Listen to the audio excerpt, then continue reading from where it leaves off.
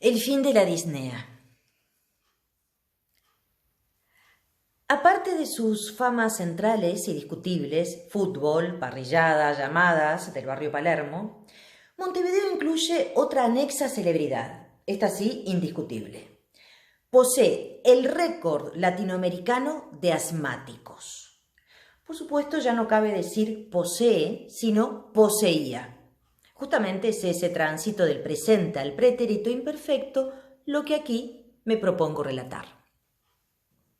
Yo mismo soy, pese a mis 39 años, aún no cumplidos, un veterano de la disnea. Dificultad de respirar, dice el diccionario.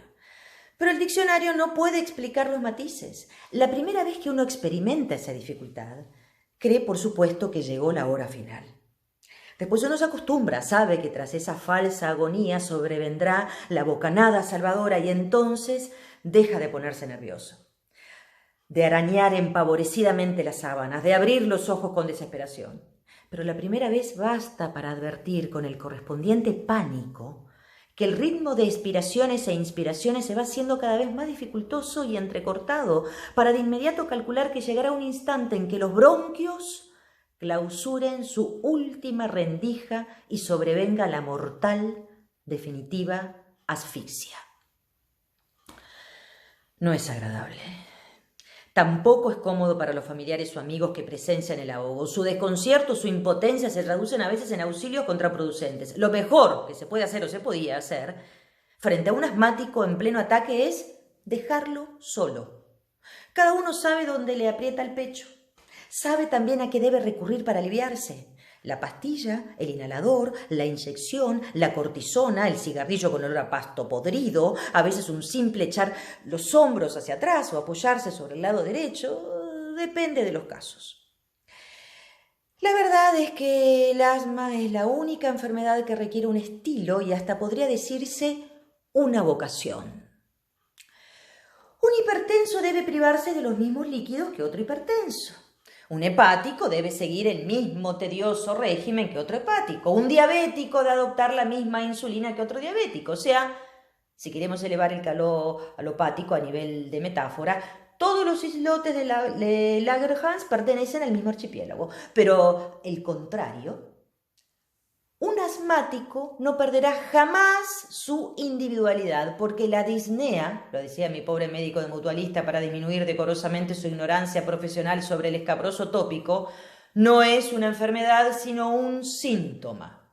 Y aunque para llegar a la disnea haya que pasar previamente por la aduana del estornudo, lo cierto es que hay quien empieza el jadeo a partir de un sándwich de mariscos. Pero hay otros que llegan a él mediante el polvillo que levanta un plumero, o al mancharse los dedos con papel carbónico, o al registrar en las fosas nasales la vecindad de un perfume, o al exponerse excesivamente a los rayos del sol, o tal vez al humo del cigarrillo. No es cuestión de caer ahora en un chauvinismo bronquial, pero los asmáticos sabemos, o solíamos hacer una pregunta que siempre sirvió para desconcertar a los críticos literarios no asmáticos. ¿Habría concebido Marcel Proust su incomparable recherche de no haberle obligado el asma a respirar angustiosamente sus recuerdos? ¿Podría alguien asegurar que el célebre bollo de Magdalena o los estéticos campanarios de Martinville no fueran el origen de lo que hoy llamaríamos su primera y bienaventurada disnea alérgica? No hay que confundir la disnea con la anhelación o el jadeo, proclama hoy la ciencia. No obstante, es probable que en época de Proust todavía se confundieran y la disnea fuera casi anhelación y digamos un anhelo en desuso, o mejor aún cierta incómoda presión en la conciencia. Los lectores que siempre han respirado a todo pulmón y a todo bronquio no pueden ni por asomo imaginar el resguardo tribal que proporciona la condición de asmático. Y la proporcionaba justamente por ese rescate de lo individual que, a diferencia de lo que sucede con otros achaques, siempre aparece preservado en la zona del asma. ¿Qué podrían preguntarse, por ejemplo, dos crónicos de la próstata? No es conveniente, por razones obvias, entrar aquí en detalles, pero la verdad es que lo que rige para uno rige para todos. Tal monotonía es asimismo válida para quienes se encuentran en la sala de espera de un cardiólogo entre el segundo y el tercer infarto, o para quienes, homeopatía mediante, coleccionan en etiquetadas cajitas sus cálculos muriformes, o sea, urinarios de oxalato cálcico. Desde lejanos tiempos de los 4 humores de Hipócrates, un gotoso siempre ha sido igual a otro gotoso, pero un asmático con respecto a otro asmático no es igual. Y aquí el matiz diferencial y decisivo, sino afín. Por eso, hasta hace 2 años, o sea, hasta la aparición del Gurinal, Montevideo era para nosotros los asmáticos una ciudad riesgosa, pero también una ciudad invidiable. Masonería del Fuelle nos llamó un resentido, reconozcamos que con cierta razón. Los asmáticos nos distinguimos y nos atraemos desde lejos. Un leve hundimiento del pecho, un par de ojos demasiado brillantes o una nariz que aletea casi imperceptiblemente o unos labios resecos y entreabiertos. Siempre hay algún dato físico que sirve de contraseña, eso sin contar con los detalles marginales, el bulto particular que forma en el bolsillo del saco el aparato inhalador o el concienzudo interrogatorio al mozo del restaurante sobre posibles riesgos de mayonesa o la rápida huida ante una polvareda o la discreta operación de abrir una ventana para que se despeje el humo de cigarrillos. Cuando un asmático reconoce alguno de esos rasgos fraternales, se acerca rápidamente al cofrade y entabla con él uno de esos diálogos que constituye la sal de la vida disneica. ¿Qué tal? Asma, ¿verdad? Solo nasal. Hay un poco de vergüenza en este reconocimiento porque el asmático exclusivamente nasal está considerado como un neófito, como un aprendiz. Entre un asmático bronquial y otro nasal existe una misma diferencia que entre un profesional y un simple idóneo. Pero el cofrade puede ser también un bronquial, y entonces sí, la camaradería se establece sin trabas. Esta época es terrible, como todos los otoños, ¿no? ¿Usted puede creer que para mí es peor la primavera? Mire, yo hace 3 noches que no pego los ojos. ¿Usa inyecciones o inhalador? Inhalador. Tengo miedo de habituarme a las inyecciones. A mí me pasa igual. Claro que desde que fabrican el líquido aquí en el país ya no destapa como antes. ¿Verdad que no? Se precisa por lo menos el triple de bombazos. ¿Usted con cuántos bombazos se destapa? En los accesos leves, 6 o 7. En los más fuertes, 15 o 20. A mí me recomendó el médico que nunca pase de 10. Sí, claro, pero siempre que use líquido importado. Bueno, yo siempre encuentro alguno que me trae 2 o 3 frasquitos de París. Y así sucesivamente. El diálogo puede durar 10 minutos o 3 horas. Como cada asmático es un mundo aparte, un paciente aislado y personal, también su historial tiene originalidad e inevitablemente atrae el interés del compañero. Durante varios años sufrí una suerte de discriminación. A partir de una fiebre tifoidea, según constan en los archivos del Servicio de Certificaciones Médicas, durante la epidemia de 1943 y 1944, fui el primer caso comprobado en las filas de la administración pública, excluidos los entes autónomos. Comencé a padecer primero asma nasal y luego disnea. Sin embargo, el médico de la familia se obstinó en diagnosticar fenómenos asmatiformes. Bajo esa denominación yo me sentía absolutamente disminuido, algo así como un snob del asma. Se me ocurría abrir una ventana para que se disipase el humo de esos cigarrillos que no fumaba y alguien se me acercaba solícito a preguntarme: ¿es usted bronquial? Yo me sentía muy desalentado cuando me veía obligado a responder con inflexible franqueza: no, son solo fenómenos asmatiformes. De inmediato advertía que se me hacía objeto de discriminación. Nadie me preguntaba por pastillas, inhalaciones, nebulizaciones, jeringas, adrenalina, hierbas curativas u otros rasgos de veteranía. Fue un largo calvario de médico en médico, hasta me cambié de mutualista. Siempre la misma respuesta: no se preocupe, amigo, usted no es asmático, apenas son fenómenos asmatiformes. Apenas. Esa palabrita me molestaba más que todos los accesos. Hasta que un día llegó a Montevideo un doctor suizo especialista en asma y alergia e instaló un estupendo consultorio en la calle Canelones. Hablaba tan mal el español que no halló, así lo creo, la palabra asmatiformes y me dijo que efectivamente yo padecía asma. Casi lo abrazo. La noticia fue la mejor compensación a los 100 pesos que me salió la consulta. De inmediato se corrió la voz. Confieso que contribuí modestamente a la difusión. Ahí comenzó mi mejor época de asmático. Solo entonces ingresé en eso que mi resentido amigo llamaba la masonería del fuelle.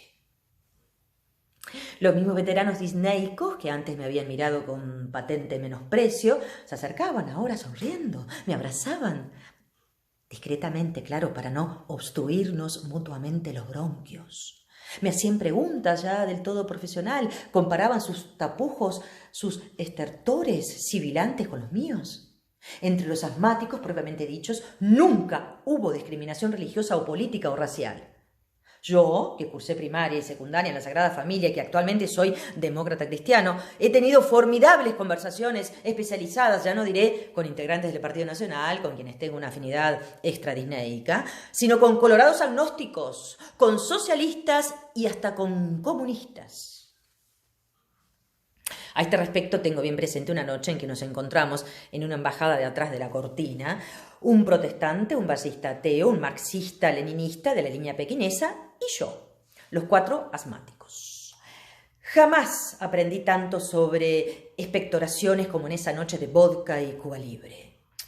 El metodista hablaba de paroxismos previos a la expectoración, el agnóstico era un erudito en expectoración espumosa, el marxista dejó constancia de que sus accesos eran infebriles, vaya novedad, y de esa escasa expectoración. Entonces yo dejé caer mi frase morosamente acuñada: no hay que confundir la disnea con la anhelación o el jadeo.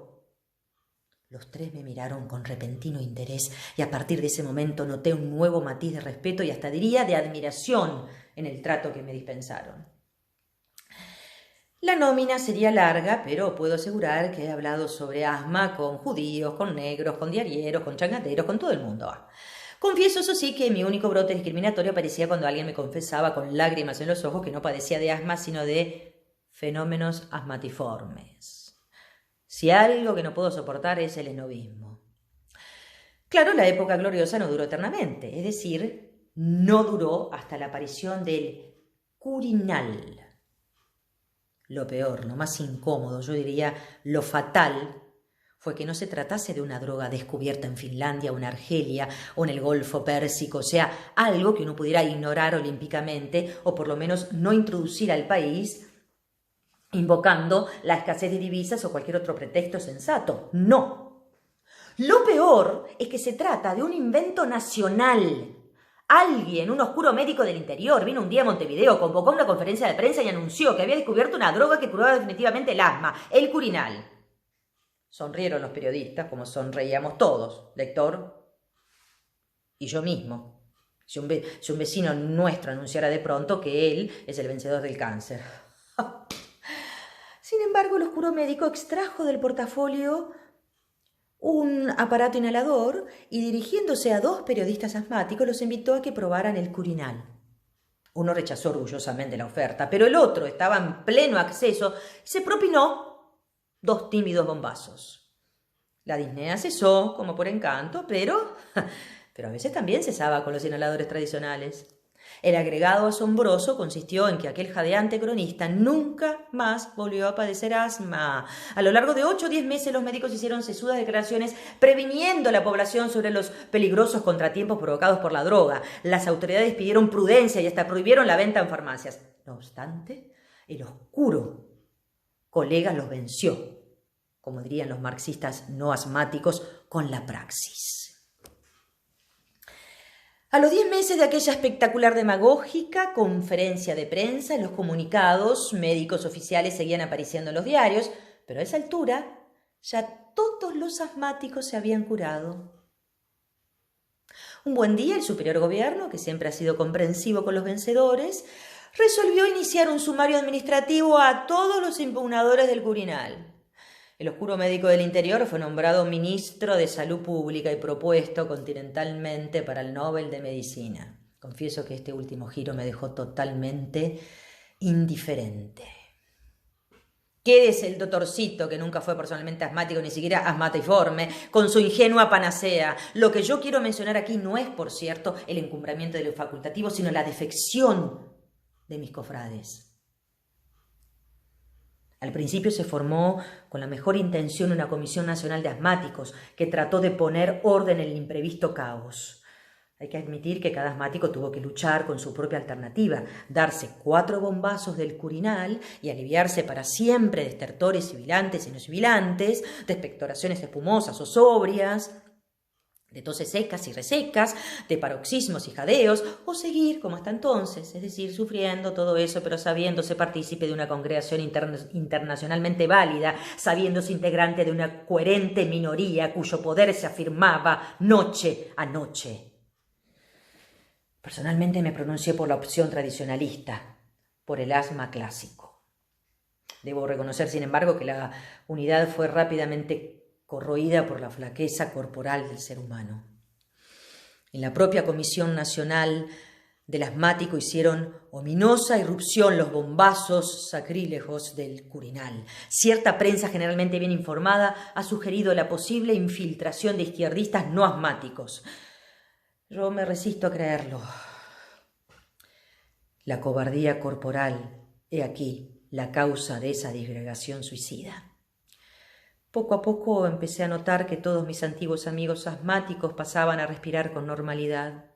Sus hombros agobiados volvían a su sitio primitivo, su tórax se enderezaba, sus estornudos pasaban a ser pobres, disminuidos y esporádicos, su dieta volvía a incluir mayonesas. Empecé a sentirme solo, arrinconado, colérico, retraído.